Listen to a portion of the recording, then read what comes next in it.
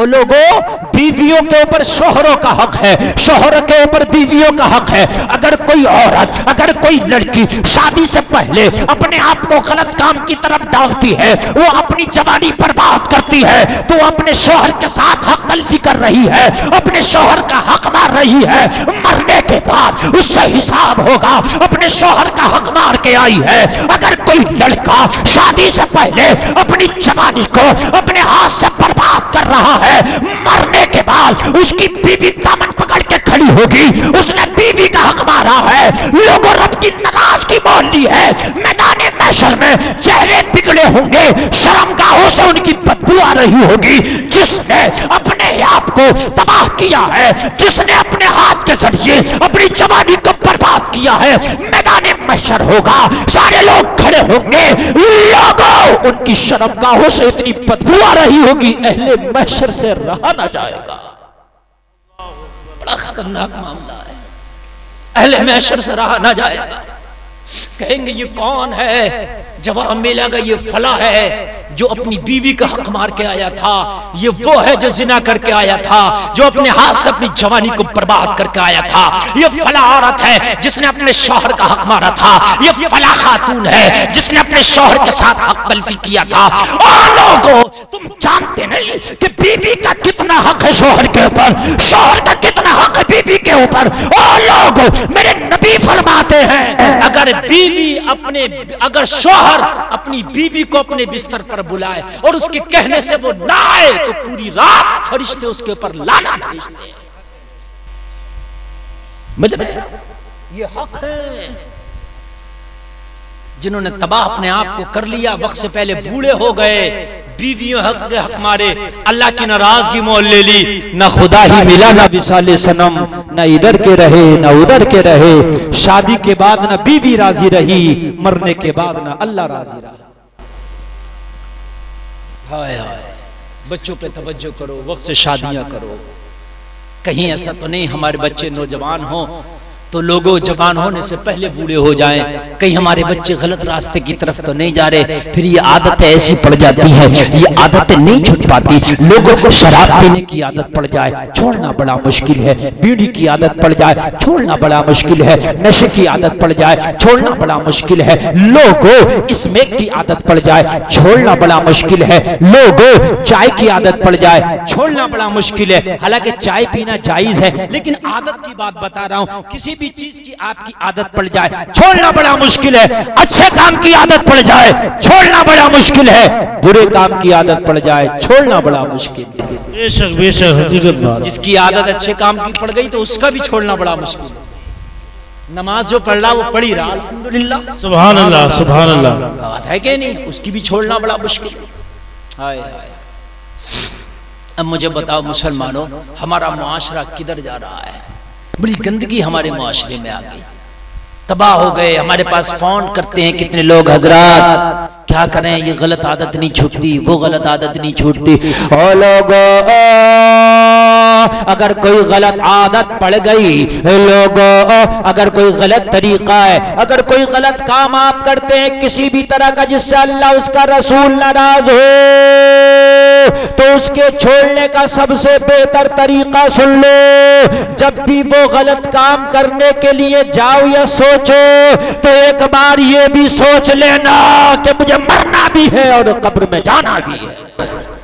बेशक बेशक। बस कब्र की पहली रात को अपने जहन में ले आना, कब्र की पहली रात सारे गुनाहों को छुड़ा देगी। बेशक, कब्र की पहली रात सारे गुनाहों को छुड़ा देगी। पहली रात कब्र की, जब मैं जाऊंगा तो वहां अजनबी होऊंगा, जब मैं जाऊंगा तो वहां कब्र में कोई ना मिलने वाला होगा ना जानने वाला होगा। जब मैं जाऊंगा तो अंधेरा घर होगा। जब मैं जाऊंगा तो कब्र ऐसी दबाती है मरने वाले को कि इधर की पसली इधर और इधर की इधर कर देती है। जब मैं कब्र में जाऊंगा तो ना कोई विंडो होगी, ना कोई सुराख होगा, ना कोई खिड़की होगी, ना कोई फोन होगा, ना कोई राब्ता करने का जरिया और तरीका होगा। उसके अंदर सांप है, बिच्छू है, कीड़ा है, मकोड़ा है, कोई बिस्तर नहीं है, न कोई गर्मी का इंतजाम है, न कोई सर्दी का इंतजाम है। वहां पर मुझे जाना है, ये गलत काम कर रहा हूं तो कब्र में कैसे रहूंगा। जिस दिन कब्र की तकलीफ तेरी निगाहों के सामने आ गई, गुनाह करने की आदत छूट जाएगी।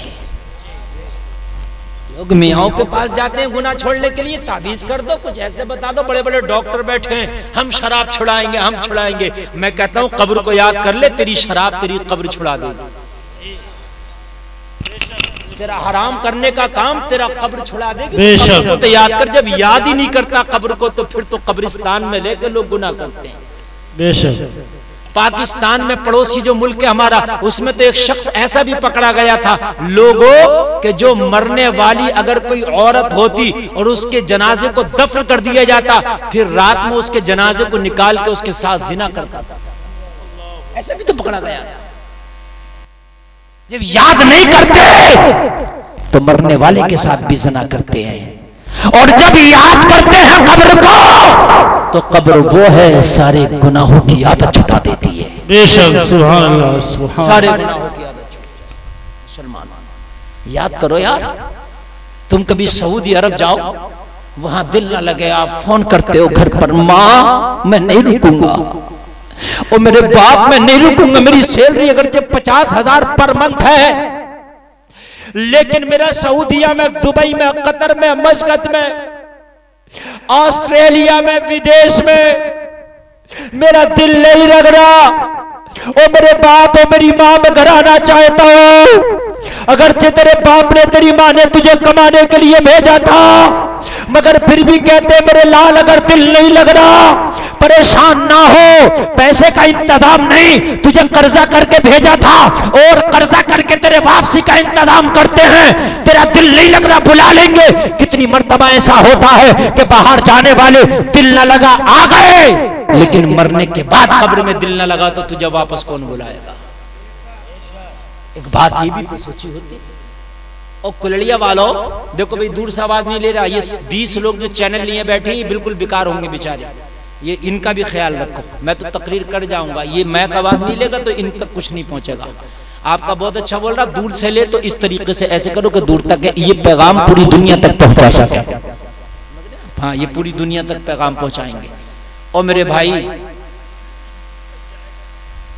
जरा गौर कीजिए, जब कब्र में आप जाओगे तो वहां दिल लगे तब, दिल न लगे तब ना कोई वापस आया है ना कोई आएगा, और ना आज तक किसी ने बुलाया है और ना कोई बुलाएगा।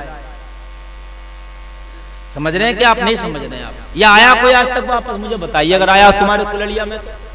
सऊदी से तो वापस आते हुए देखे होंगे आपने, दुबई से, मस्कत से, दिल न कितने लोग ऐसे वापस आ गए। लेकिन खुदा की कसम मैंने आज तक मरने के बाद वापस कब्र से आता नहीं देखा।